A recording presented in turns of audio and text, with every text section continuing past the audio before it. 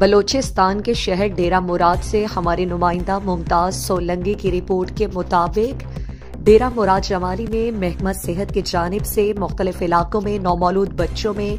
वबाई अमराज को रोकने और क़ुव्वत मुदाफ़ियत को बढ़ाने के लिए हिफाजती टीकाजात के सेंटर्स कायम कर दिए गए, जिनमें टीचिंग अस्पताल डेरा मुराद जमाली में कायम EPI सेंटर में इंचार्ज मुबारक भंगर, असिस्टेंट इंचार्ज अल्लाह रखिया बुगटी और मैडम रुकैया हुसैन मस्तोई की निगरानी में नए पैदा होने वाले बच्चों को हिफाजती टीके लगाए जा रहे हैं। सेंटर में अमले और मुलाजमीन की जानिब से महफूज शुदा टीकाजात को बच्चों में क़ुव्वत मुदाफ़ियत के मुताबिक लगाया जा रहा है ताकि नौमौलूद बच्चे मुख्तलिफ अमराज में मुब्तला होने से बच सकें। महकमा हेल्थ नसीराबाद की जानिब से इस किस्म की सेंटर्स का क़याम खुश आइंद है, जिनसे बड़ी तादाद में शहरी मुस्तफ़ीद हो रहे हैं।